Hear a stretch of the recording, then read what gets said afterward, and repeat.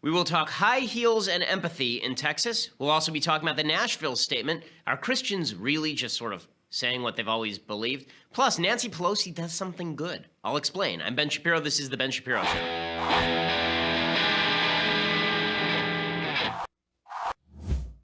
So yesterday, President Trump traveled to Texas with Melania, and they landed in, I think it was Corpus Christi, where they met with the governor of Texas as well, Greg Abbott. We'll talk about everything that sprang therefrom and what the media's narrative has been. Of course, it's been a garbage narrative, and we'll talk about what that is. But first, I want to say thank you to our sponsors over at Indochino. So, you want to look good. You're a dude and you want to look good. And you don't know the first thing about suits. All you do is you go to your local department store and you pick something off the rack and you think, oh, this is probably fine. No, it looks like you're wearing drapes. That's why you need to go over to my friends at Indochino, okay? They give you customized suits. They get you customized suits that are tailor-made for you, and they are making it very, very easy. You choose from hundreds of top-quality fabrics. You personalize your suit just the way you want it, whether for work, a wedding, or another special occasion. They've suited up hundreds of thousands of men. My favorite suit is an Indochino suit. It's actually a three-piecer. I don't wear it that often because, you know, vests, but it's pretty cool, and it fits perfectly because that's what Indochino is in the business of doing. You can either go over to one of their showrooms in some major cities, or you can go over to Indochino.com and shop online. You pick your fabric, you choose your customizations from lapels to pleats to jacket linings.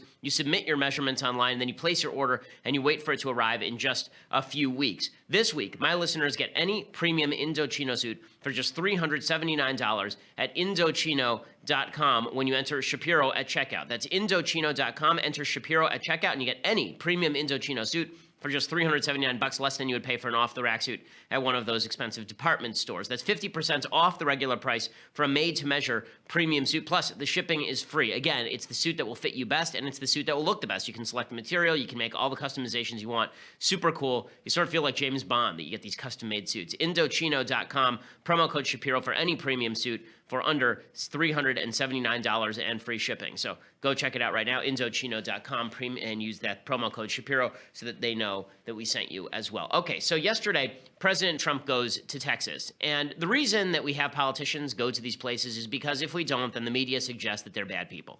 That's how this game works. When George W. Bush did a flyover of Hurricane Katrina back in 2007, then the media went nuts. How dare George W. Bush do such a thing? How could George W. Bush not actually land in New Orleans and take care of business on the ground? Like, I always thought this was stupid because I'm not sure exactly why it is that, sorry, it was 2005. I'm not sure why it is that George W. Bush, like, what was he going to do on the ground? Was he going to, like, get out and start bailing?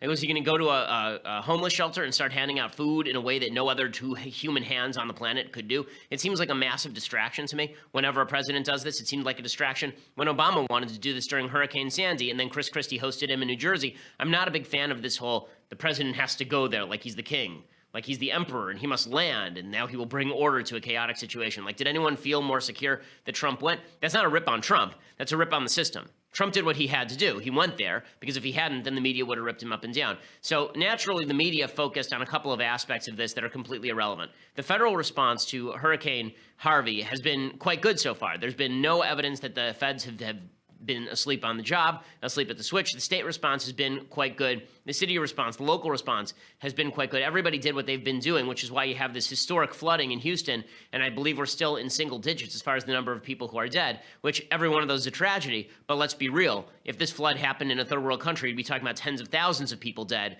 not, I think it's now 6 individuals dead in this flooding, 7 individuals dead. By the time it's over, I'm sure there will be a couple of dozen people who died. But that is a testament to the emergency services and the capacity of the government to help out in situations like this. But is that what the media are focused on? No. They're focused on all the optics because whenever Trump visits any place, it's all about the optics. So Trump arrives and he's wearing his USA hat because that's what he does. And Melania, all of the focus was on Melania in terms of a lot of the optics. So the first focus was on the fact that when she was leaving the White House, she was wearing heels. Okay, so she then changed on the plane and she was wearing sneakers when she got there, which makes some sense. But why do we care about her shoes again? Just confused as to that. Ooh, no, she was wearing heels. Zach Braff of Scrubs fame said that he wanted to dress in Melania's heels for Halloween. You want to do Melania going to a disaster zone for Halloween. And then Melania shows up and she looks beautiful because she's a beautiful woman. And she's wearing a hat that says on it, FLOTUS. As the First Lady of the United States. So you've got Trump wearing his USA hat, and she's wearing a hat that says who she is, which I got to admit, I'm never a huge fan of this particular look. when it would be the equivalent of me wearing a Ben Shapiro Thug Life hat around. Like, it's just like, if you don't know who Melania is, she's the wife of the president. Like, did you pick up on that? So, not my favorite thing, but is it a big deal? Of course it's not a big deal. Like, seriously, that's the big deal? So Trump arrives, and Trump talks about the cleanup in Texas. And I can tell you that my folks just telling me how great your representatives have been in working together. It's a real team, and we want to do it better than ever before. We want to be looked at in 5 years and 10 years from now as this is the way to do it. Okay, so there's nothing wrong with that. People were saying this is all self-aggrandizing. Okay, have you never met Trump? Have you never seen the guy? Like, so the hell what?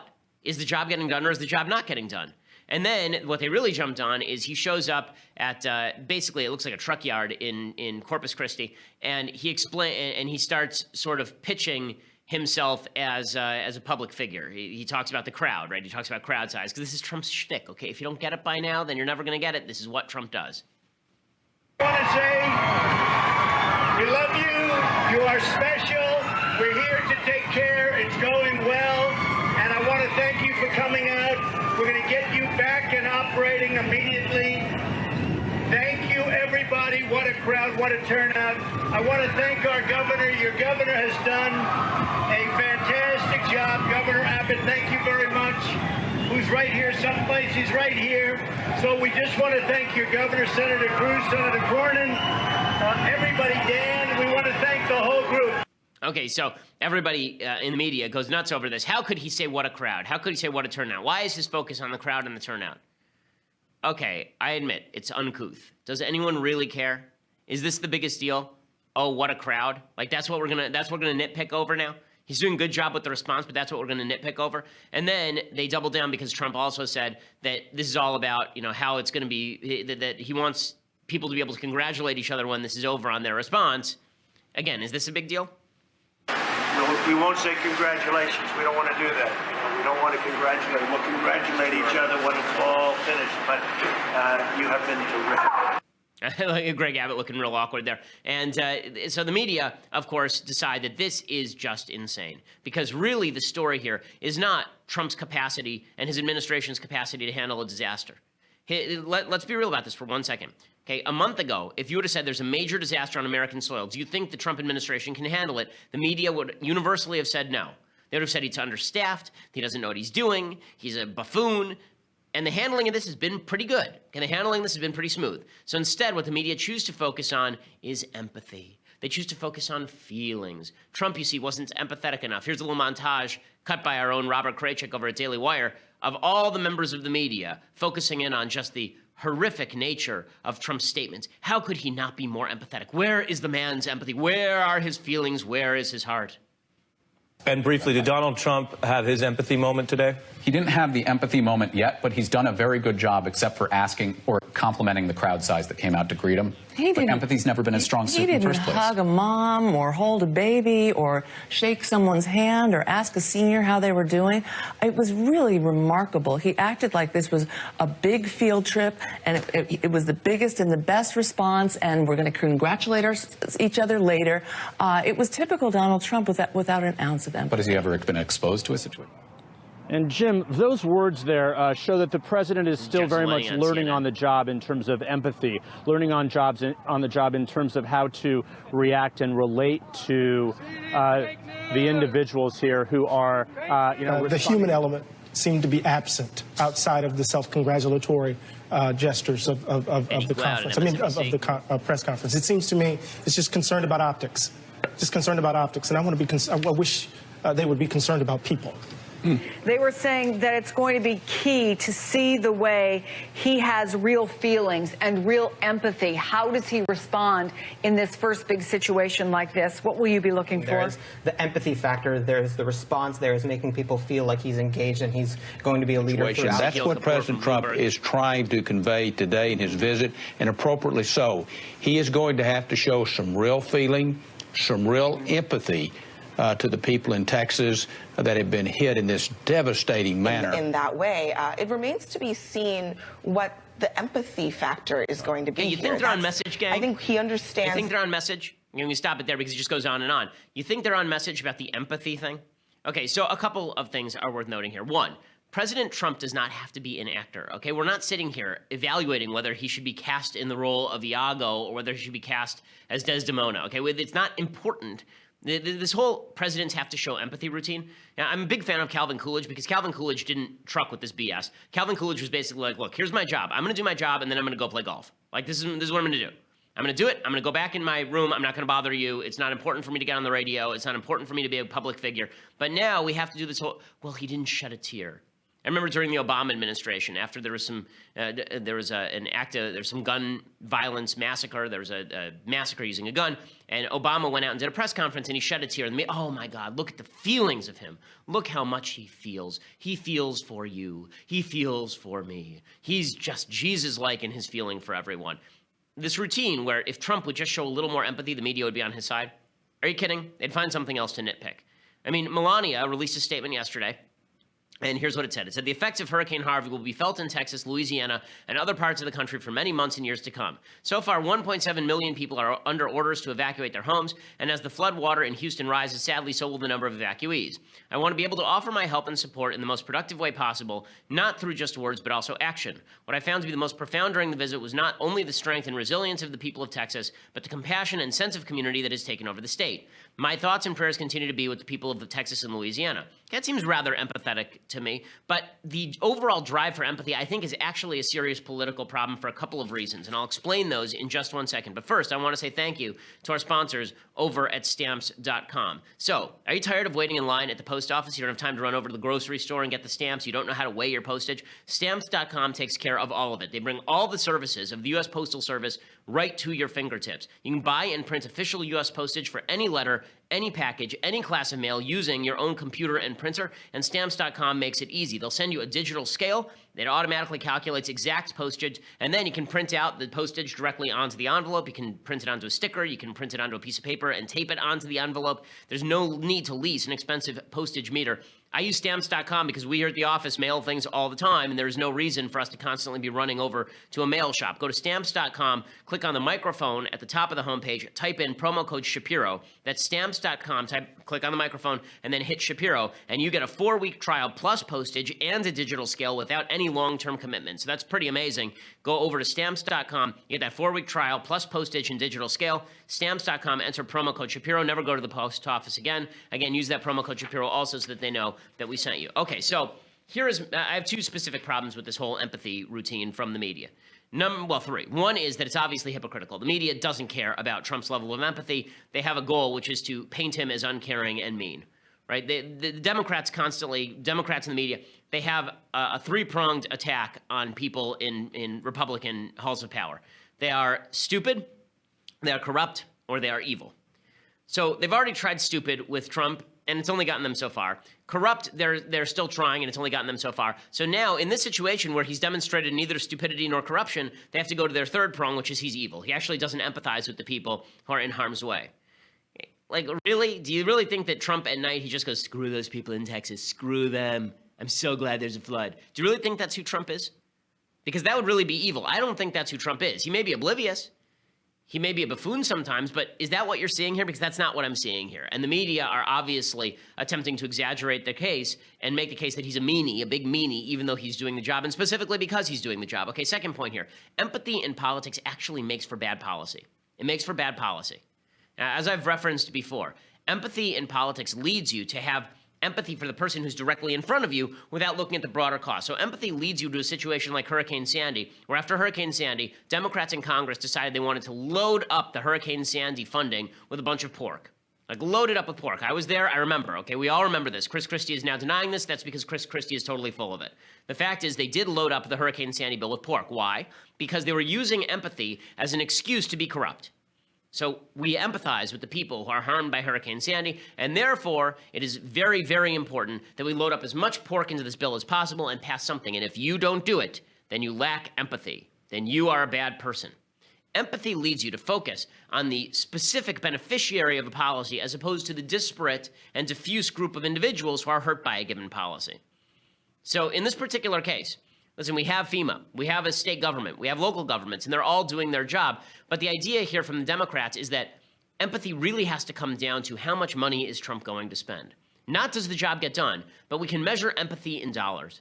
We can measure empathy in dollars, which is sort of an amazing thing for Democrats to say, considering the people who give charity in this country happen to be mostly Republican. The average amount of charity coming out of Republican households is much higher than it is coming out of Democratic households, but then we're called selfish. Okay, if you're going to measure empathy in money, I would suggest you start with charity. But for Democrats, what they really mean is that if you're truly empathetic, you're ready to sign a check to the government because the government can cure all your problems if you just give your cash to the government. So, for instance, I saw a headline today that was talking about school lunches in Houston. Apparently, the local government is now saying that they want to provide free school lunches to all the kids in Houston for 2017-2018. Okay, that's their prerogative. But then I saw a tweet from a Democrat saying, this is what Republicans have been fighting against all over the country. Number one, the entire country was not just hit by 51 inches of rain, and people didn't lose, millions of homes, presumably. Number two, those school lunches, I want to be clear about something. Private charity fills a lot of the gap for this sort of stuff. You know how much money the Red Cross has taken in since the beginning of this hurricane? I mean, it's an enormous sum of money. It truly is.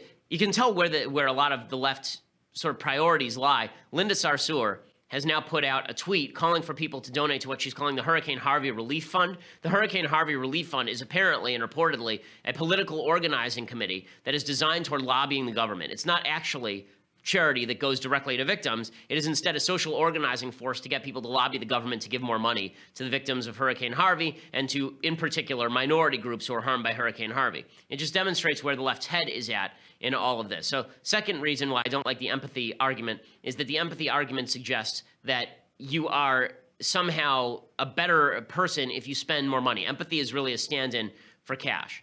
Empathy is just a politically savvy maneuver by Democrats in order for them to claim that you're not empathetic enough if you don't want to give them what they want. They're like this all the time, right? This is what I said to Piers Morgan about gun control. His implication was if I didn't want gun control, it's because I wasn't empathetic enough. For Democrats, you can measure the level of your effectiveness by the level of your empathy. I don't measure effectiveness by empathy. I measure effectiveness by effectiveness. I measure empathy by empathy, and I honestly don't care that much what's in your heart. I care much more about what you do. So those are the first two reasons why this empathy spiel is wrong. One is the Democrats and the media are being hypocritical about it.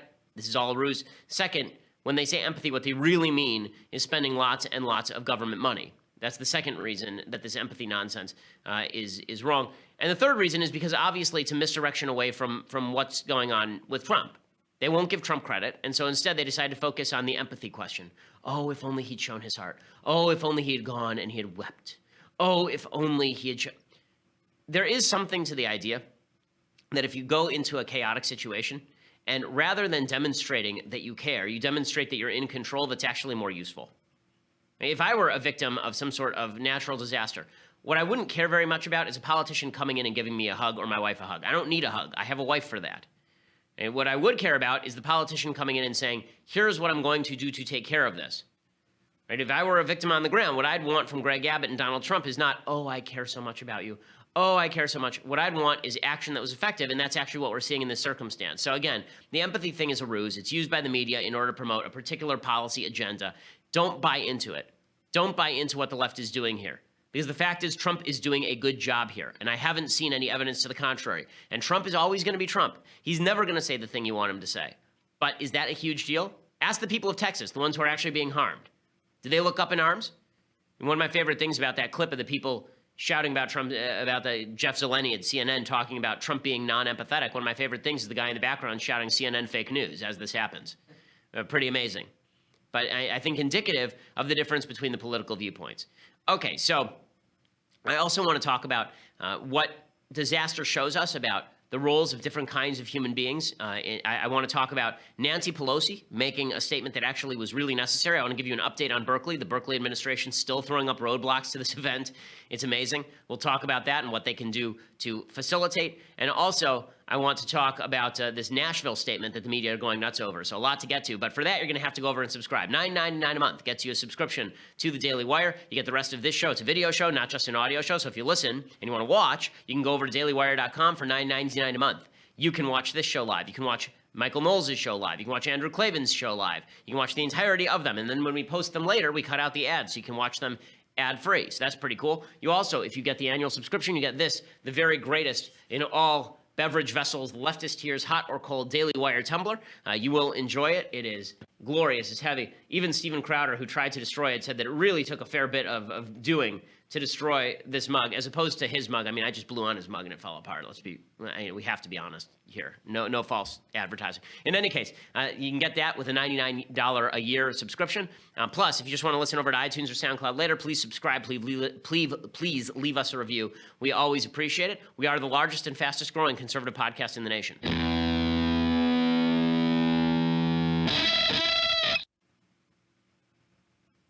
Alrighty, so let's talk a little bit about what Hurricane Katrina does in terms of reinforcing reality.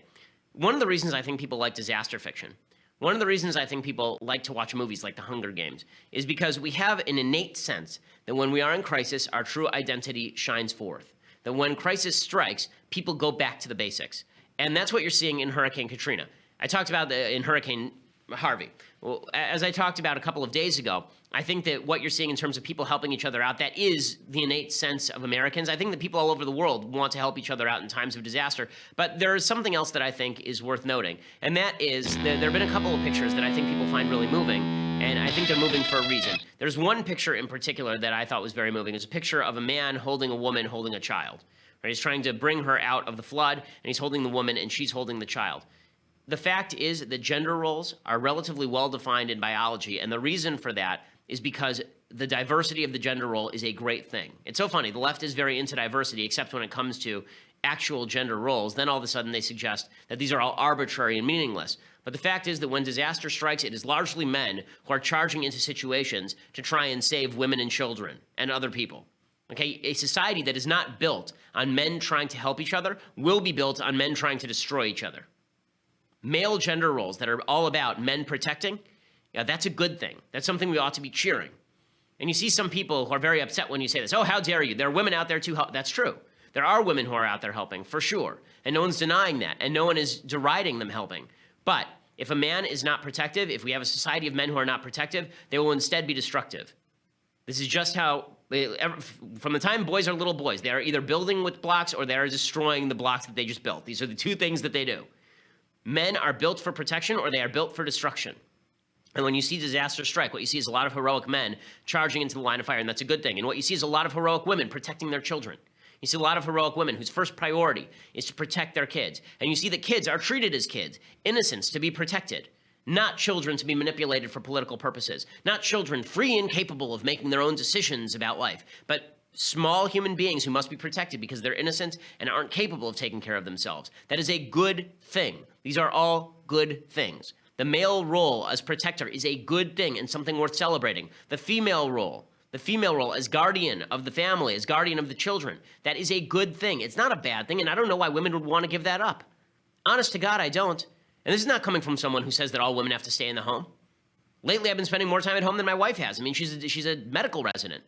But when push comes to shove, my job is to protect my wife, and my wife's job is to protect my children. And she knows that, and I know that. And a society that's not built on this innate biological drive is destined to fail. The left strive to destroy all three parts of that. It's really horrifying to say that men, they're not really protectors. They're dispensable. Men are dispensable.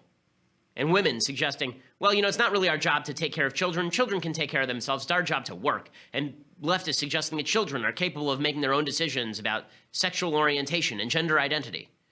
All of this is an overriding of the innate biological good diversity between men, women, and children that truly does exist. Okay, speaking of all of that, I want to talk a little bit about the Nashville Statement. So for people who don't know what the Nashville Statement is, the evangelical community has brought out something called the Nashville Statement, okay? On Friday, August 25th, the Council on Biblical Manhood and Womanhood and the Ethics and Religious Liberty Commission jointly hosted a gathering of Christian leaders in Nashville. They wanted to finalize and approve the Nashville Statement in the hope of providing a biblically faithful standard. This is according to desiringgod.org.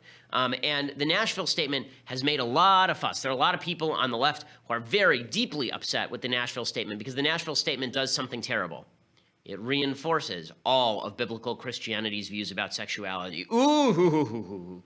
It's always really weird and curious to me that so many folks on the left are confused whenever Christians believe in the gospel, whenever Jews believe in the Bible. Like, that's the definition, guys. Lauren Duca, who's just a dolt, she writes for Teen Vogue, which means that she is one of our nation's preeminent public intellectuals. She tweeted out that if Jesus were alive today, he'd be turning water into wine at gay weddings. No, he most assuredly would not. No, he most assuredly would not. Read a book. A book. Not like many books. Like read Grover Goes to School and you'll be more informed about the Bible than you currently are, clearly, because this is insanity. Okay, so here's what the Nashville Statement says. This is not to suggest that public policy has to reflect the Nashville Statement, but public policy does have to reflect protection for people who are religious and believe in the Nashville Statement. Okay, that is something public policy does have to do. You don't have to agree with the Nashville Statement, but for you to try and hijack somebody else's religion is ridiculous. It's like every time the Pope comes out and says abortion's bad, and the left goes, oh, darn it. We thought this time he was really going to come around on this. Or when the Pope says same-sex marriage is not something the Catholic Church believes in. And the left goes, we were this close. Like, no, you weren't that close. Okay, it's been Catholic doctrine since the very beginning. So the Nashville Statement affirms that God has designed marriage to be covenantal, sexual, procreative, lifelong union of one man and one woman as husband and wife. If this comes as a shock to you, it's because you're stupid. And they deny that God has designed marriage to be homosexual, polygamous, or polyamorous, and they deny marriage as a mere human contract rather than a covenant made with God. I agree with all of this, by the way, on a personal level. Again, this doesn't reflect public policy. I think the government should get completely out of the business of marriage. I agree, it is a covenant made before God. I don't know what government has to do with a covenant made before God. Article 2 says, we affirm that God's revealed will for all people is chastity outside of marriage and fidelity within marriage. Okay, again, agreed. I was a virgin until marriage, so was my wife. They say, we deny that any affections, desires, or commitments ever justify sexual intercourse before or outside marriage, nor do they justify any form of sexual immorality.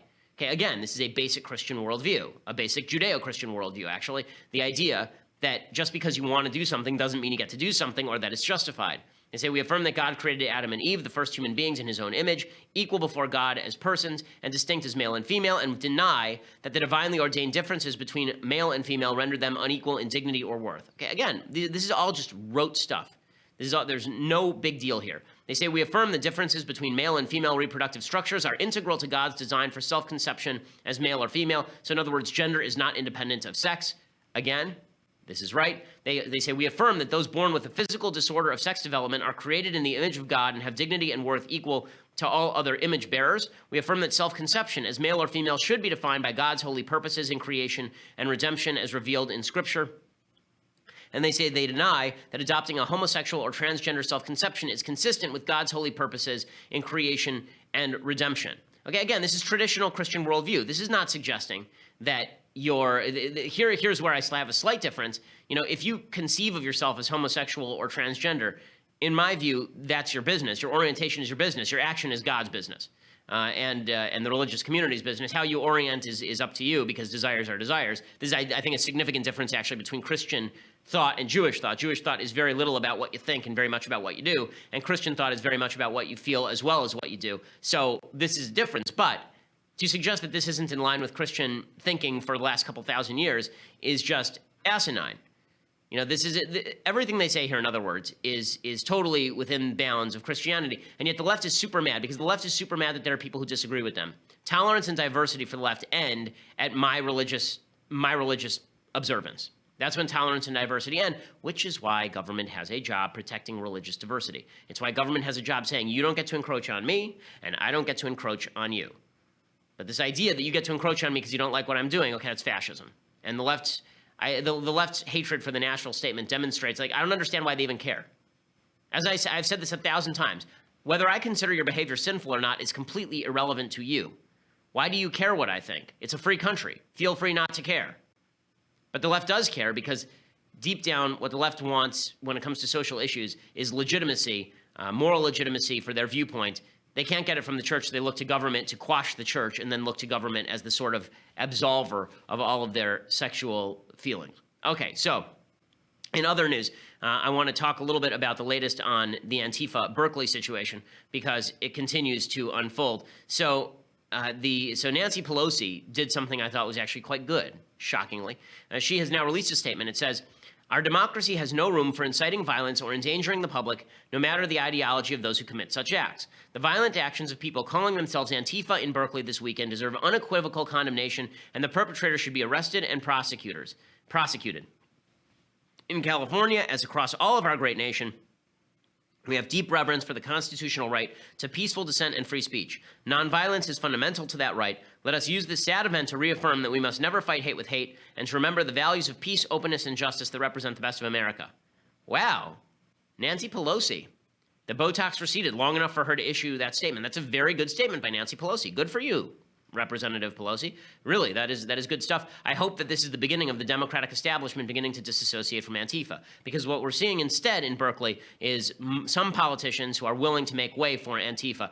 They're throwing another roadblock up, believe it or not, with regard to my event September 14th in Berkeley. I want to make a quick distinction between my event and the Free Speech Week that comes, I believe, a week and a half later in Berkeley. That's the one featuring Ann Coulter and maybe Steve Bannon and maybe Milo. I believe Milo is definitely going to speak there. He's one of the organizers. That's happening after my event. My event is September 14th. Both of them have been approved by Berkeley, but just the news coverage has been conflating the two. They're not the same event, and not all the people hold the same views, obviously. But regardless, everybody there has the right to free speech, just as I have a right to free speech. So what is Berkeley doing now? So Berkeley still has not released tickets, okay? It is now August 30th. The event is on September 14th. I don't know about you, but virtually all concerts release tickets months in advance. Okay, the idea that you're going to release tickets, I guess maybe 2 weeks in, they're now talking about next week releasing tickets, giving people like a week and a half to sign up. We already have nearly 2,000 people who have signed up through yaf.org for the event itself, and we're going to try and translate those over to tickets at Berkeley. What is Berkeley doing? Apparently, they're now trying to require that YAF and the college Republicans tell everybody that if you want to pick up your ticket, you have to come the day before 5 p.m. to pick it up. That they won't mail them out, that they won't print them out, that instead you have to physically come there the day before 5 p.m. Does that sound like they're trying to throw up a roadblock to filling out the auditorium? It certainly does to me. I've never heard of a public event where you have to arrive the day before in person to pick up your tickets. Have you ever heard of something like this, Mathis? I've never heard of something like this. I mean, if every ticketing system in America and around the world allows you to print out your ticket at home, allows you to pick up your ticket at the box office the day of, okay, this is total madness, and it's obvious that they're trying to throw up obstacles at this point. Please, if you have a chance, go over to yaf.org and register for the event, and they have the information for Berkeley's administration. They should be let know by you that this is unacceptable. Okay, all we want to do is go and have an event talking about free speech and Antifa and the alt-right and Black Lives Matter and social justice warriors and hit on all these hot-button issues in a I think, well-thought-out way. That's all we want to do. And exercising those free speech rights is made difficult even by the people who pledged to uphold them over at Berkeley, which is really quite astounding. So I would hope that Berkeley does its job and releases the tickets ASAP and forthwith, because I know that there are literally thousands of people who want to show up. Okay, time for things I like, and then we'll do some things I hate, and then we'll do a little bit of Bible talk. So things I like, we've been doing a little bit of philosophy this week. Another book on philosophy that was held near and dear by a lot of the early conservatives in the country was Edmund Burke's Reflections on the Revolution in France. One of the great differences between some of the founders was how they felt about the French Revolution. Some people, like John Adams, saw the French Revolution as dangerous, which it was. Some people, like Thomas Jefferson, initially loved the French Revolution and thought that this was the overthrow of the old order and something new would be built in its place. Burke's Reflections on the Revolution in France, Burke was a supporter of the American Revolution, and Burke was a believer in representative democracy, not direct democracy. His book, Reflections on the Revolution of France, basically predicts what is going to happen in the revolution and why it's going to fall apart. Right he was, because it did fall apart. It turns out when the community overthrows the individual, that revolutions fall apart. The difference between the American Revolution and the French Revolution is that the American Revolution was based on the idea that human beings are endowed by their creators with certain inalienable rights, and that government is enshrined in order and empowered in order to protect those individual rights. The French Revolution was based on the idea that all rights spring from government and the community, and therefore the community has the ability to overrule individual rights in any situation where it sees fit to do so. Pretty different revolution. Burke points that out, and he points out the value of respecting tradition, particularly if you don't know what it is. There's I think it's Robert Frost who says this, but I'm not sure, who says that it's Chesterton, who makes the argument about fences. He says that, the difference between a conservative and a leftist is that a conservative sees a fence in the middle of a field and says to himself, I don't know why that fence is there. Maybe I should find out why that fence is there before removing it. A leftist sees a fence in the middle of the field and says, there's no reason for this fence to be here. I'm removing it. I think that's a pretty good summation of the main thrust of Edmund Burke's reflections on the revolution in France. Okay, other things that I like. So there's been a lot of talk about Colin Kaepernick, a crappy quarterback for the 49ers, kneeling for the national anthem, and now there are a bunch of people on the horrifyingly bad Cleveland Browns who kneel for the national anthem. Good for a Cowboys QB, Dak Prescott, who was asked specifically about kneeling for the national anthem. Here's what he had to say. Has the thought crossed your mind about participating? Do you feel they need to do so? No, not at all. Why not? Why do you feel the need to not participate in that? I mean, it's bigger than I think some of us think. I mean, it's just important for me to go out there, hand over my heart, represent our country, and just be thankful and not take anything I've been given and then this my freedom for granted. Good for him. Good for him. I don't understand why this is so tough for people to say. If you have problems with the system, fight the system.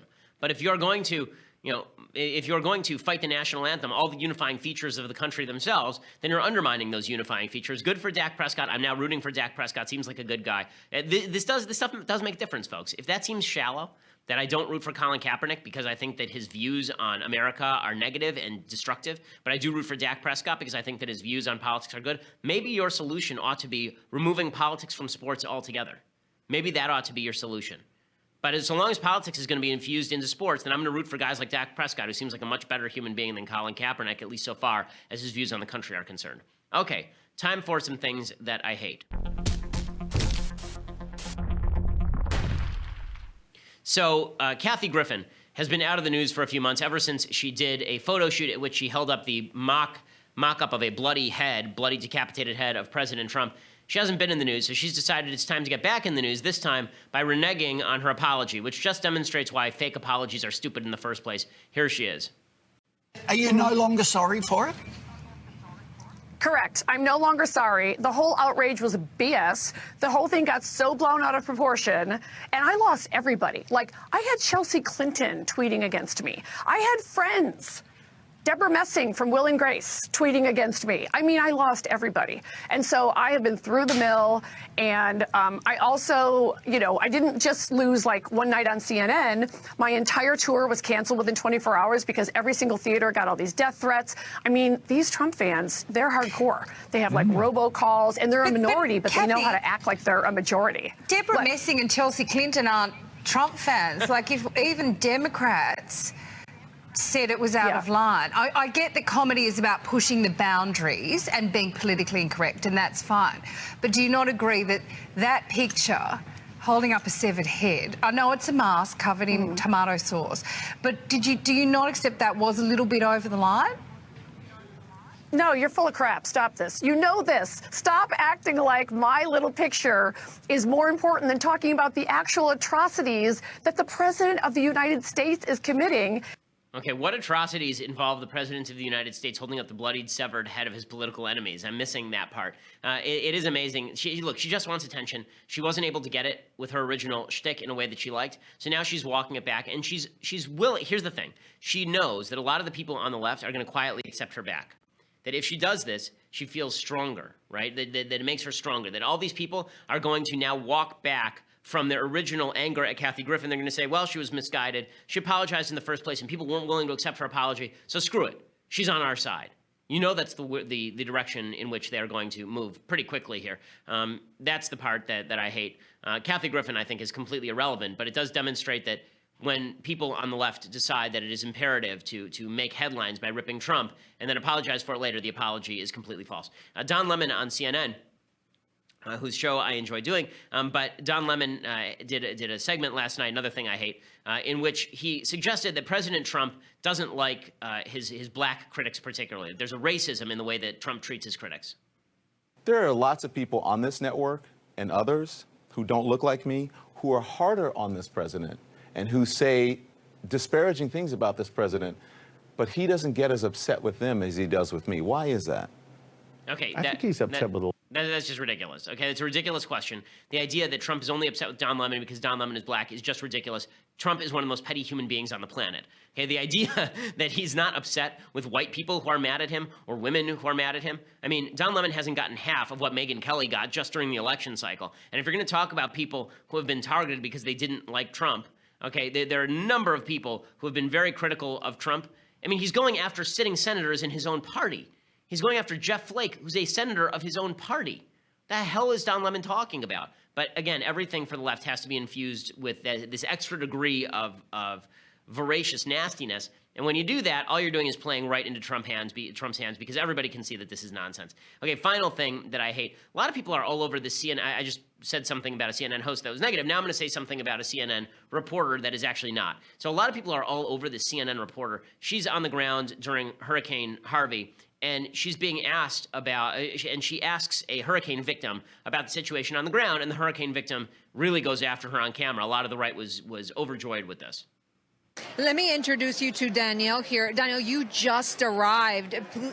Share with us how you were rescued.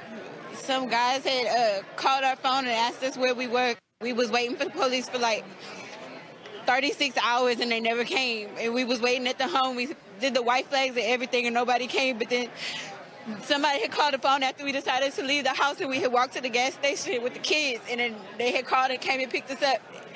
But we had been there like 5 days with no food and no lights and nobody came, Now you're with your children. We've heard of stories of mothers trying to save their children from the rushing waters. Can you tell us how that was? 4 feet of water to go get them food on the first day. Yeah, that's a lot of But y'all sitting here, y'all trying to interview people during their worst times. Like, that's not the smartest thing to do. Like, people are really breaking down, and y'all sitting here with cameras and microphones trying to ask us what the is wrong with us. So I'm so and sorry. you really trying to understand it with the microphone still in my face, with me shivering cold, with my kids wet, and you still putting the microphone in my face. Sorry. Okay, so everybody's all over the reporter. Oh, look at this woman. This woman's really speaking truth to power. Okay, I have a couple problems with this. One, the woman clearly agreed to be on camera before this happened. And the reporters don't just run up to people and thrust a microphone in their face. They ask them for their permission before they interview them. Okay, I've done it myself. This notion that the reporter did something wrong here is absurd. I understand why this woman would be emotional and upset. I understand even why she'd be upset with the media, who may feel like they're hawks here. But let's be real about one thing. The fact is that if the media were not covering Hurricane Harvey, the amount of charity flowing into funds to help people with Hurricane Harvey would be much lower. It is media coverage that drives people's empathy. Okay, you want to talk about empathy as cash? This is what it is. Okay, people empathize with that mother because they saw her on TV, and then they want to send cash. And that's good in the realm of private charity. I don't think empathy is such a great thing when it comes to public policy, but in the realm of private charity, it actually is good. So for all the people who are all over CNN for this, that's not fair. I think that's unfair to this reporter. I think it's unfair to CNN. I think it's unfair to CNN's coverage. Okay, a little bit of Bible talk before we part ways. So every Wednesday, we do a little bit of Bible talk here on the Ben Shapiro Show. And we talk specifically about the sections from the prophets this year, because last year we went through the entirety of the Old Testament, first 5 books of Moses. So now we are doing some of the prophets. So this is from this week's Haftorah, which is the section of the prophets corresponding to the section of the Bible that we read every week. This is from the book of Isaiah, and this is from Isaiah 54, 7, 8. It says, "For a small moment have I forsaken you, and with great mercy will I gather you. With a little wrath did I hide my countenance for a moment from you, and with everlasting kindness will I have compassion on you, says your Redeemer, the Lord." And it says, "For this is to me as the waters of Noah. As I swore that the waters of Noah shall never again pass over the earth, so have I sworn neither to be wroth with you, nor to rebuke you." Okay, so I thought that this was a good biblical reading for a time when so many people have been evacuated from their homes in what, I mean, frankly, looks like biblical scale flooding. I mean, this is just incredible stuff, 51 inches in Texas, the U.S. record. I think this speaks to what is God doing here. You can never talk about why God allows tragedy to happen because we just don't know. Okay, there are certain limits to human understanding. But what God is assuring us here through Isaiah is the idea that the status quo for nature, the status quo for a world without God, is a world of chaos and a world of disaster and a world of badness. I think that there's this bizarre notion in a lot of philosophers like Rousseau that the state of nature is grand and glorious and everybody is getting along and it's the noble savage and weather is great and it's sunny outside. That's really not how things work. Nature has spent its entire lifespan. Nature has spent its time trying to kill human beings, and nature is a force without reckoning. So the idea that without God's protection, nature would overtake us is true. That's what it means when it doesn't say God is actively punishing you with storms here. What it says is that God has withdrawn his face. And I'm not speaking to this particular storm because I can't get inside God's head. What I am saying is that with all the storms, physical, material, spiritual, that we undergo in this life, sometimes that is God just shading his countenance. And that's why it's important for us to recognize and seek him out. The closer we draw to God doesn't mean that we're going to be protected from disaster. I'm not a preacher of prosperity gospel. I don't believe that belief in God and faith in God is going to protect you from bad things that happen. But it is going to allow you to have more faith that God's countenance is hidden and will reveal itself again. And that's what this is talking about. Not that God is never going to hide his countenance. Not that there aren't going to be times when you don't understand what God is doing, because I don't understand what God is doing in Texas right now, and neither does anybody else. But understand that God's face will emerge once again, and that God is there even when he's hiding himself. Even when we don't know what he's doing, he's still there. And that eventually God's light will shine again. And I think it will shine again on the people of Texas. And I think they're showing tremendous fortitude and tremendous strength in the face of a brutal period. All of our thoughts and prayers, and yes, our charity goes out to the people in Texas right now. Okay, we'll be back here tomorrow with all the latest updates. I'm Ben Shapiro. This is The Ben Shapiro Show.